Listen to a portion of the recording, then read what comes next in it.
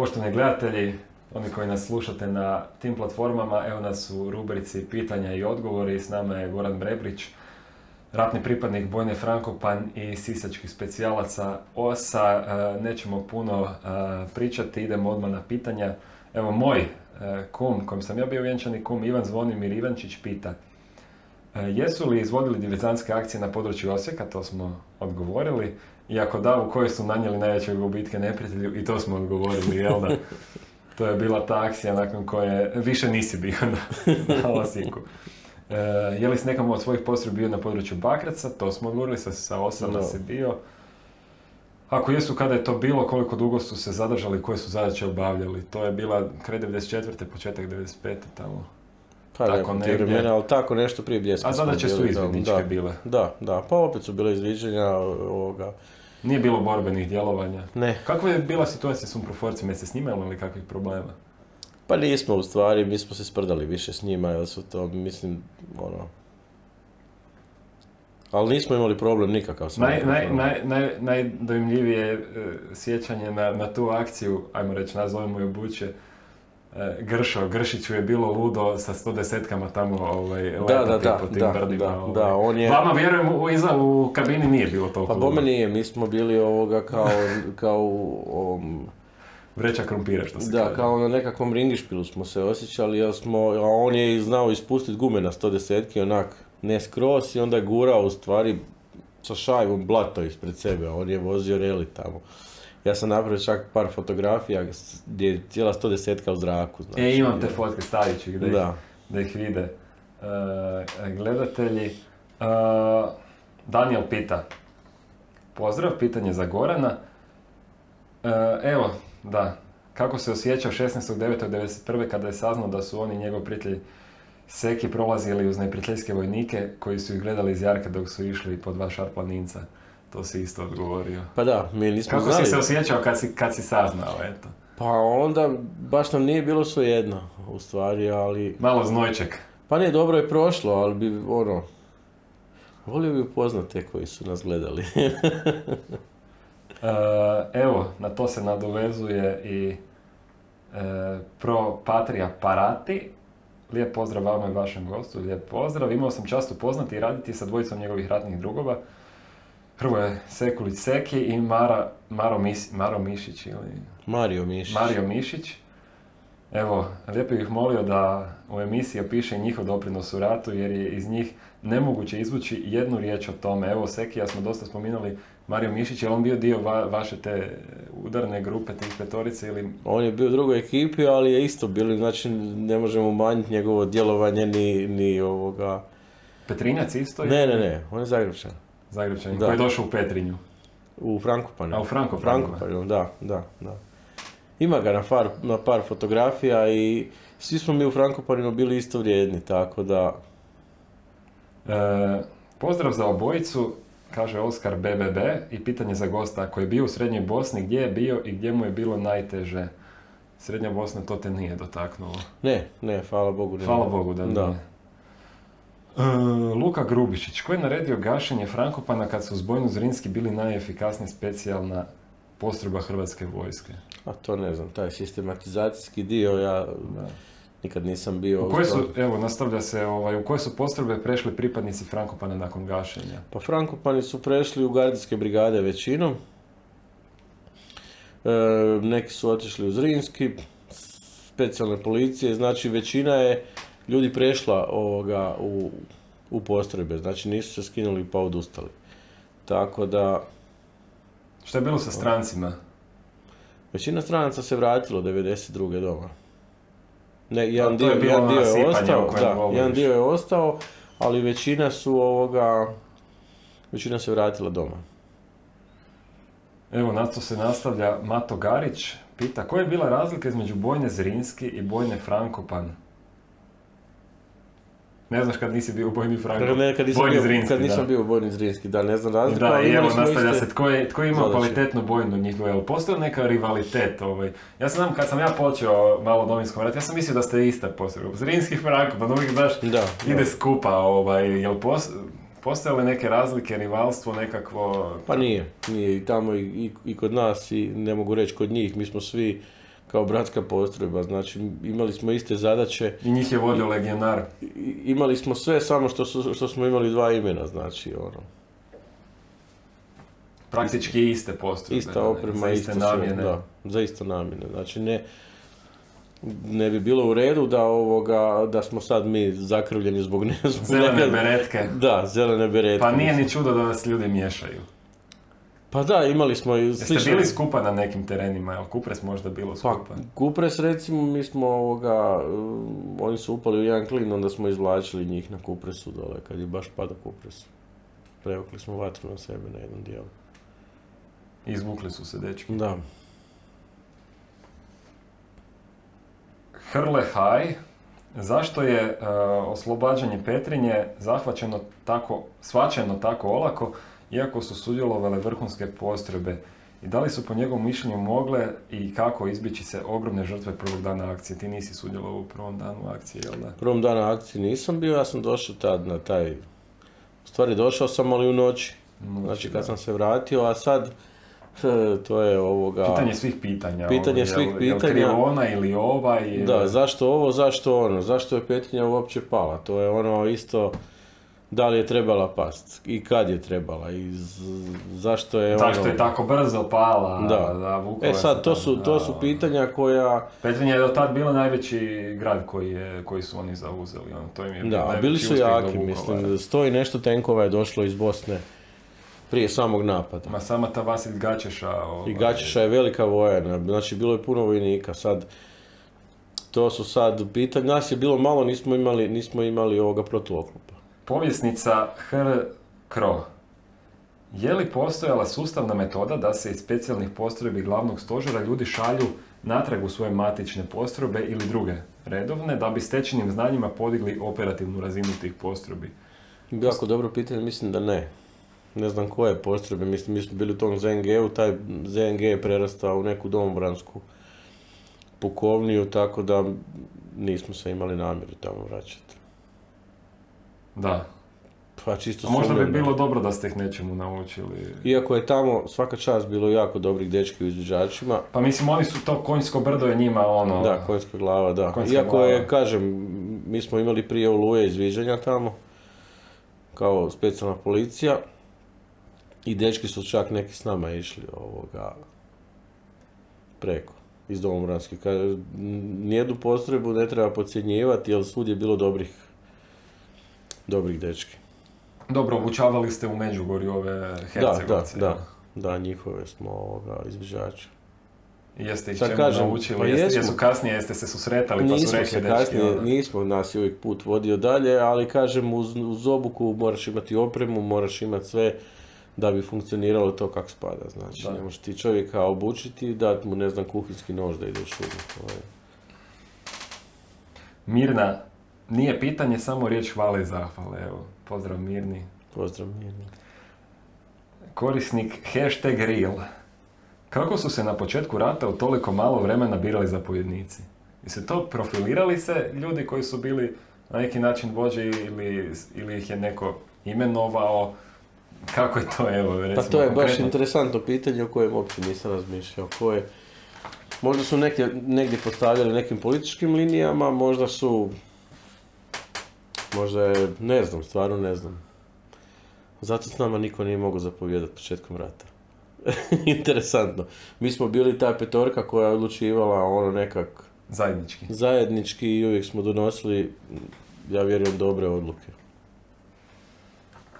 Evo, zanimljiva su pitanja. Evo, korisnik koji se zove L, evo, šta da kažem. Što misli o interventnim jedinicama policije? Da li je upućen u rad i smatra li samu selekciju dobrom? Dosta si upućen, ja mislim, u interventnu policiju. Oni su sad dosta tamo štite granicu. Pa da, ali granica je prevelika, znači njih bi trebalo biti kao hrvatske vojske da bi mogli tu suhu granicu nisu oni sve mogući. Sad su došli na metu ovih medija, bili nakon one jedne snimke šta je isplivala. Šta misliš o tome? Pa mislim da te ljudi treba zaštititi, zato što oni kao prvo izlažu svoj život čuvajući Hrvatsku, a onda za svaku njihovu greškicu oni dobiju, znači nešto što ne zaslužuju. I te ljude treba čuvati. Iko ST, treba li vratiti vojni rok?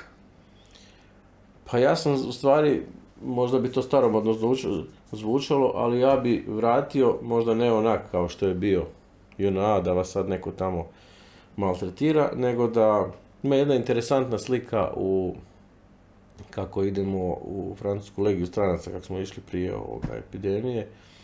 Interesantna fotografija, u nizu fotografija, kad se mladić sa 18-19 godina prijavi u legiju stranaca i kako kroz obuku, kroz nekih, ne znam, godinu dana on odrasta.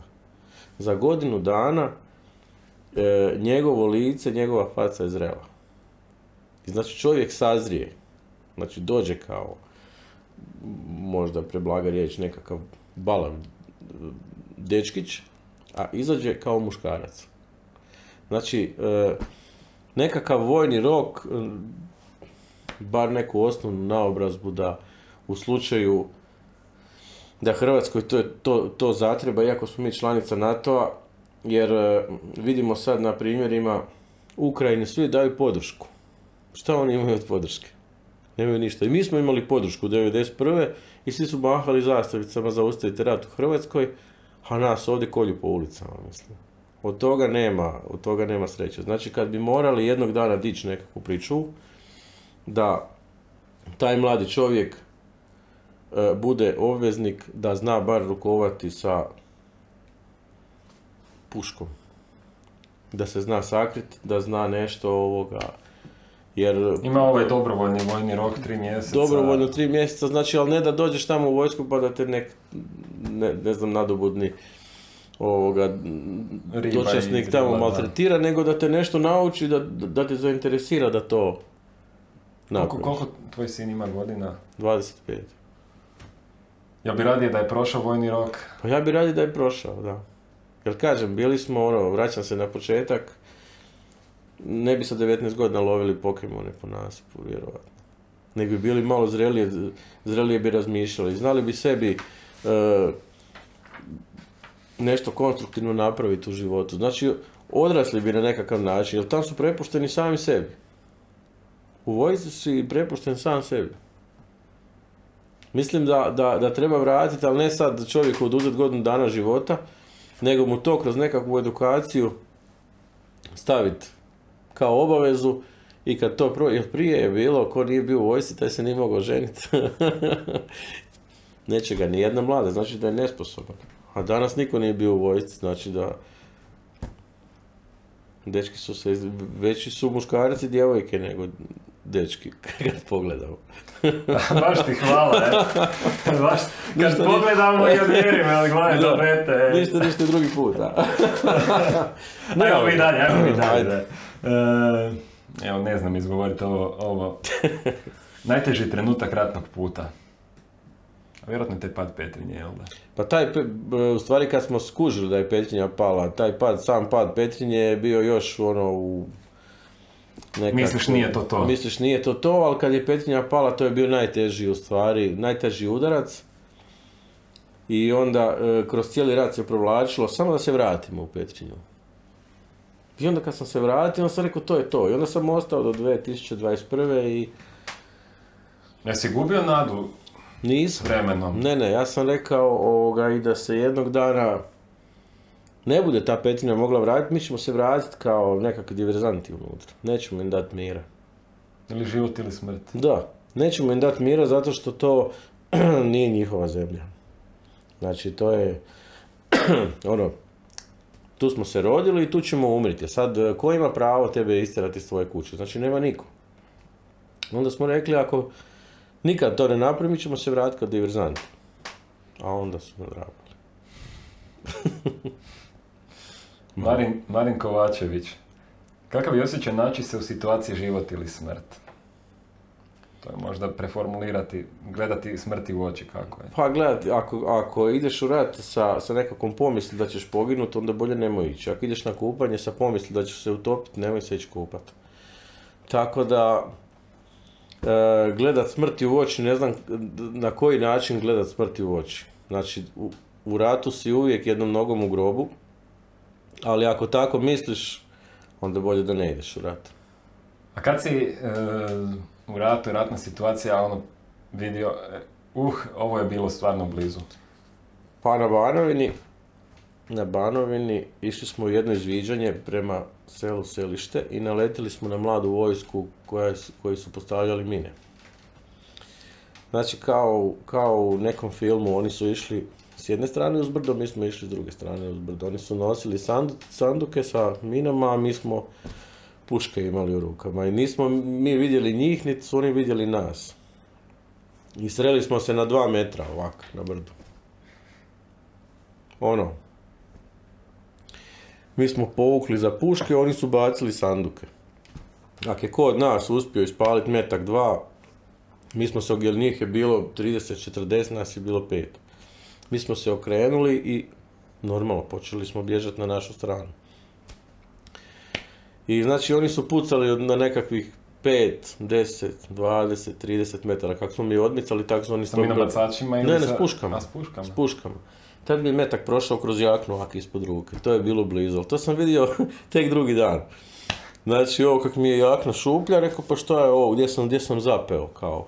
Ali i s jedne i s druge strane bilo nam je puna kosa ono od drveća, kak je to drveće prštalo po nama kak. I to mi nije interesantno, da njih 30-40 nije moglo pogoditi nas 5 koji smo trčali.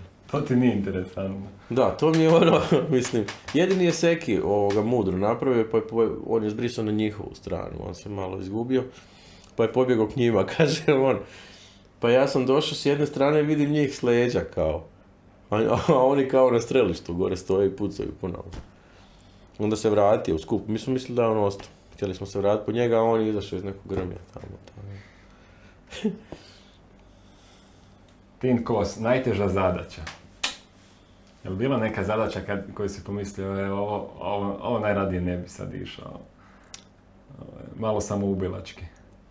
Pa ne znam, to se ne mogu sjetiti. Možda najteža zadaća samoubilačka. Pa nismo, pa sve su, te u ratu su sve bile blizu u stvari, nečega, ali kažem, možemo se vratiti na odgovor iz prošlog pitanja, nikad nisam razmišljao o tome, nama je sve bilo blizu, znači kad smo ulazili u neprijateljsku pozorinu, znači ideš kod njih u gnjezdo, u njihovo gnjezdo ulaziš, tako da je sve gusto.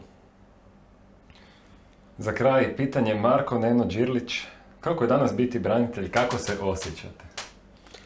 Mislim, dosta toga ti kroz pjesmu izraziš, kako je danas biti branitelj. Da, dosta ja to izrazim kroz pjesmu, ali današnje generacije, nažalost, pod utjecajem različitih političkih nekakvih sfera, branitelji doživljavaju kao nekakve bolesne, agresivne tipove, neuredne, ovakve, onakve. Teret društva. Da, kao teret društva, znači, dobili su mirovine, svi smo na nekakvoj grbači nečega, nekoga i to, gdje ja kažem da to nije istina. Kao prvo, ja sam ponosan što sam branitelj i da se, ne daj Bože, opet nekakva situacija dogodi, svi kažu, ma ne bi ja išao za ništa više. Ma ne bi, vraga, nama je to u krvi, mi bi opet krenuli prvi. Gurnuli bi našu djecu iza leđa i mi bi otišli prvi. A biti danas branitelj, kažem, to je ponos. Jer mi smo ti koji smo stvarali zemlju. Slobodnu Hrvatsku. I danas trebaju nekakvi edukacijski centri nas u stvari zvati da im možemo reći istinu kako je to bilo. A ne sami slagati iz nekakvih statistika kako bi bilo, da bi bilo je bilo ono. Znači mi smo još živući svjedoci koji možemo reći kak je bilo. Zato si i došao ovdje, spremno se odazvao, nije bilo puno problema. Kako si rekao kad sam te pitao, ajde malo da Čejene podsjetimo, kako je to bilo. Pa da je malo, da nisu uspavani. Hvala ti Gorane, bio si zaista strpljiv i evo, čekam knjigu, onda ćemo snimiti po knjizi neki film, nešto ćemo... Može. Vas petorica, to su zaista filmske epizode, filmske priče. To su baš To baš treba dokumentirati i na taj način, baš mi sad dolaze misli. Evo, sigurno ćemo surađivati, nema gdje te nisam zvao, nema gdje super, baš mi je drago što zoveš i to je jako si mi drag prijatelj i eto, Vi pratite i dalje kanal Domovinski rat Borna Marinić, pretplatite se na njega. Biće još toga, bit će zanimljivog sadržaja i eto, hvala što ste nas gledali i što ste nas pratili. Nadamo se da smo vam bili zanimljivi, odnosno vam je Goran bio zanimljiv. Hvala i čujemo se, vidimo se.